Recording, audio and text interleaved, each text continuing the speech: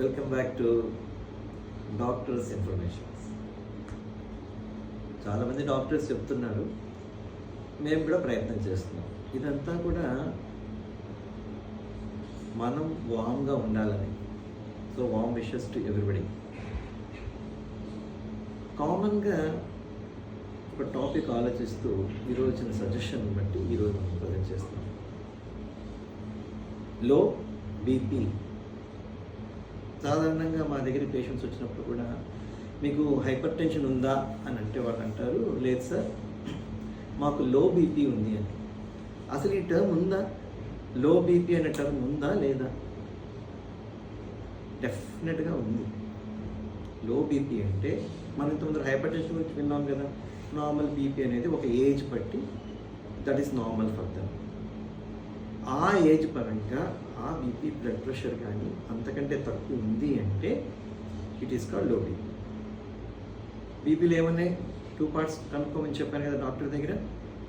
Upper part is called systole, lower part is called diastole. మీరు ఎప్పుడు వచ్చి చెప్తుంటారు, ఒకటే చెప్తుంటారు మాకు 140, 150 ఉందా అని అంటారు, కానీ డయాస్టోల్ గురించి చెప్పరు. ఈసారి అది కనుక్కోమని చెప్పాను. I think everybody is following that. When ever మీరు డాక్టర్ని కలిసినప్పుడు అప్పర్ లెవెల్, లోయర్ లెవెల్ రెండు తెలుసుకోండి. లో బీపీ అంటే ఆ ఉండాల్సిన అప్పర్ లెవెల్, లోయర్ లెవెల్ రెండు కూడా తక్కువ ఉండటం. ఇది బ్రాడ్గా ఇది 2 types మనం అనుకోవచ్చు, ఫిజియోలాజికల్గా లేదంటే పెథలాజికల్గా. ఈ పెథలాజికల్ అనేది యూజువల్గా మనము ఆపరేషన్ తర్వాత, సపోజ్ మేము గుండె ఆపరేషన్స్ చేస్తుంటాం కదా, బైపాస్ ఆపరేషన్స్ చేస్తుంటాం, వాళ్ళకి ఆపరేషన్ తర్వాత కొంతమందికి బ్లడ్ ప్రెషర్ తగ్గిపోతుంది. ఏ ఆపరేషన్కైనా జనరల్ అనస్థీషియా ఇచ్చినప్పుడు, మత్తు ఇచ్చినప్పుడు బీపీ తగ్గుతుంది. దీస్ ఆర్ ఆల్ పెథలాజికల్ అనుకోవాలా, ఆర్ అదర్వైజ్ అయోట్రోజన్ కూడా అనుకోవచ్చు. మనం ఈరోజు మనం వాటి గురించి డిస్కస్ చేయట్లేదు.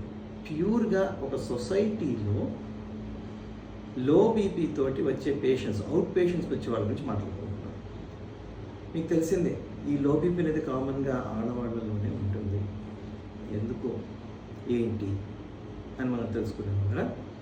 ఆ ప్రెషర్స్ తక్కువ ఉంటే ప్రాబ్లం ఏంటి మీకు మీరు అసెస్ చేసుకోవచ్చు. ఇది వీడియో విన్నాక మీరు తొందరగా అలసిపోతున్నారా, ఏ పని సరిగ్గా చేయడానికి విసుగు పుడుతుందా, మీరు చేసే పని ఆ రోజున విసుగు పుడుతుందా, మీరు చేసే వంటే విసుగు ఉందా, చేయలేకపోతున్నారా. The commonest will be low BP or medical టర్మ్స్లో the commonest cause of low BP in society that is anaemia. Anaemia అంటే రక్తహీనత. భగవంతుడు ఆడవాళ్ళకి జన్మనిచ్చే ఒక అధికారము, అవకాశము, తల్లి అయ్యే అవకాశం అన్నీ ఇచ్చాడు. ఒక తల్లి అవ్వడం అంటే చాలా విశేషమేగా, అమ్మ అని పిలిపించుకోవడం. ఆ విశేషంతో పాటు ప్రతి నెల మీకు ఒక ఇబ్బంది కూడా ఇచ్చారు, menstruation. That is the commonest cause of anaemia, at least in many parts of population in our country. ఇంకొక రీజన్ ఫర్ అనీమియా ఈజ్ మన తినే ఆహారంలో ఐరన్ కంటెంట్ తక్కువ ఉండటం. అనీమియా అంటే ఏం లేదండి, మన బాడీలో హిమోగ్లోబిన్ శాతం తగ్గడము. సాధారణంగా మగవాళ్ళల్లో 12 to 15 grams per 100 ml ఉండాలి. బ్లడ్ టెస్ట్ చేస్తే తెలుస్తుంది. ఆడవాళ్ళల్లో 11 to 14 grams per 100 ml ఉంటే దట్ ఈస్ నార్మల్. దానికంటే తక్కువ ఉంటే దాన్ని అనీమియా అంటాం, రక్తహీనత అంటాం. ఎందుకు వస్తుంది అంటే మెన్స్ట్రుయేషన్ లాస్, బ్లీడింగ్ ఎక్కువ ఉంటే వాళ్ళకి కామన్గా దట్ ఈస్ మస్ట్ వచ్చేస్తుంది. లేదండి మెన్స్ట్రుయేషన్ అంతా బాగానే ఉంది, పెద్దగా బ్లీడింగ్ అవ్వట్లేదంటే మీరు తీసుకునే ఆహారం నేను చెప్పక్కర్లేదు. ఇప్పుడు కొంతమంది ఈ ప్రపంచంలో ఆహారం లేక తినట్లేదు, కానీ కొంతమంది ఈ ప్రపంచంలో ఆహారం ఉంది, అవకాశం ఉంది, అయినా కూడా తినరు. కారణం ఏంటంటే ఎన్నో రీజన్స్, రకరకాలుగా. ఆ కారణాన్ని ఇప్పుడు చెప్పదలుచుకోలేదు. సో అలాంటి వాళ్ళకి ఫైనల్గా ఏమవుతుందంటే వాళ్ళ బాడీలో minerals, vitamins, especially iron content తగ్గిపోతుంది. దాన్నే అనీమియా అంటాం. మరి ఐరన్ కంటెంట్ తగ్గిపోయినప్పుడు మీకు నీరసం ఉంది, డాక్టర్ దగ్గరికి వెళ్తారు, డాక్టర్ మందులు రాసిస్తారు. ఈ మందులతో ఉన్న సైడ్ ఎఫెక్ట్ ఏంటంటే ఐరన్ ట్యాబ్లెట్స్ తోటి గ్యాస్ట్రైటిస్ వస్తుంది, స్టమక్ ఇబ్బంది పడుతుంది. యాక్చువల్గా అయితే ఐరన్ ట్యాబ్లెట్ ఫాస్టింగ్లో తీసుకోవాలి మనం. ఈ ఫాస్టింగ్లో తీసుకోవాలన్నప్పుడు డెఫినెట్గా గ్యాస్ట్రైటిస్ రియాక్షన్స్ ఎక్కువ ఉంటాయి. ఓకే, ఓరల్స్ వద్దంటే ఇంజెక్షన్స్ వచ్చాయి. ఇంజెక్షన్స్ ఎప్పుడు వాడాలంటే ఎస్పెషల్లీ ప్రెగ్నెన్సీ టైంలో వాడతారు, అనీమియా సివియర్ ఉంటే. లేదా ఒక హార్ట్ ఫెయిల్యూర్, మా డిపార్ట్మెంట్లోకి వస్తే హార్ట్ ఫెయిల్యూర్ పేషెంట్స్కి will give iron injection which will help in supporting the heart. LV dysfunction వాళ్ళకి విల్ హెల్ప్ఫుల్. ఇది కాకుండా ఒక కామన్గా మనం ఎలా చేద్దాం, ఇది చెప్పాలంటే మీకు నేను ఒక లివ్ ఎగ్జాంపుల్ రెండు ఇస్తాను. 2008, 2009 ఆ టైంలో హైదరాబాద్లో మెడిసిటీ హాస్పిటల్లో అసోసియేట్ కన్సల్టెంట్గా వర్క్ చేస్తున్నప్పుడు ఒక పేషెంట్ మనం బైపాస్ ఆపరేషన్ కోసం అడ్మిట్ చేసాం. చూస్తే హిమోగ్లోబిన్ 7 grams ఆ పేషెంట్.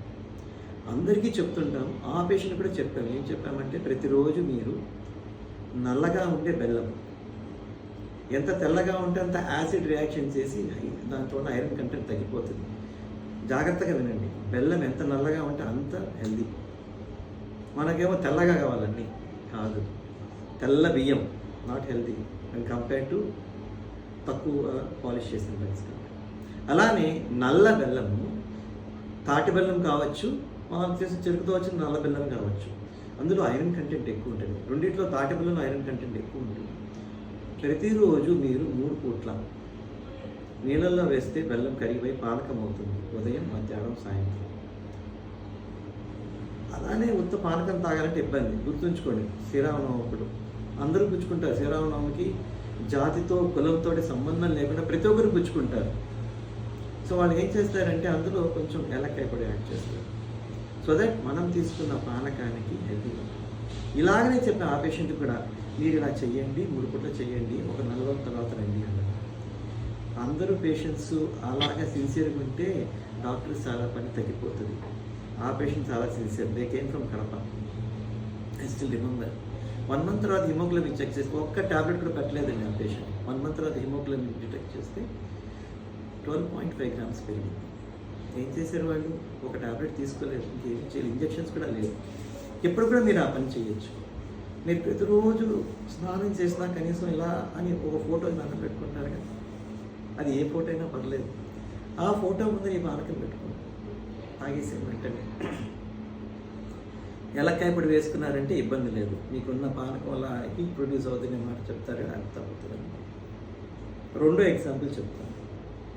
ఎవరైతే పూజలు చేసుకుంటారో ఆ పూజల్లో వడపప్పు పానకం పెట్టుకుంటారు కదా, ఆ పానకం కంటెంట్ ఎక్కువ పెంచుకోండి, ఆటోమేటిక్గా మీ హిమోగ్లోబిన్ పెరిగిపోతుంది. ఇవి 2 కానీ చేశారంటే అనీమియా కరెక్ట్ అవుతుంది, బాడీలో ఐరన్ కంటెంట్ పెరుగుతుంది. మన జనరల్గా ఉన్న వాటితోనే చేస్తున్నారు. చాలాసార్లు తాటి బెల్లం అమ్ముతుంటారు, రోడ్ల మీద కూడా అమ్ముతుంటారు, హైవే మీద కూడా అమ్ముతుంటారు. మంచిదే, వడగట్టుకొని తాగండి, దాంట్లో ఉన్న పొట్టండి. ఎప్పుడైతే చూడండి, ఒకటి గుర్తుంచుకోండి, ఎంత రాగా ఉంటే, ఎంత క్లియర్ చేయకపోతే అది అంత శ్రేష్టం. సో అది మీరు పానకం చేసినప్పుడు కొంచెం మట్టి అవన్నీ వస్తుంది, వడగట్టుకొని తాగండి. ఇంత డీటెయిల్గా ఎందుకు చెప్తున్నానంటే ఇది ఒక మెడిసిన్ కాదు, అందుకనే చెప్తున్నాను. You did not meet the doctor now, అందుకని చెప్తున్నాను. ఇంతవరకు మన వీడియోస్లో ఎప్పుడు నేను ఇంత డీటెయిల్గా ట్రీట్మెంట్ గురించి చెప్పలేదు. ఇది ఒక మనం తీసుకునే ఆహారంలో ఒక భాగం. సో అనీమియా కరెక్ట్ అయితే చాలా వరకు వీళ్ళకి హిమోగ్లోబిన్ పెరిగి లో బీపీ కంట్రోల్ అవుతుంది. ఒకవేళ అప్పటికి కూడా జరగట్లేదు అంటే then it's time for you to meet the doctor. General physician, gynaecologist, MBBS doctors. These are the right people for a certain level to take care of anemia. Sarve Jana Sukhino Bhavantu.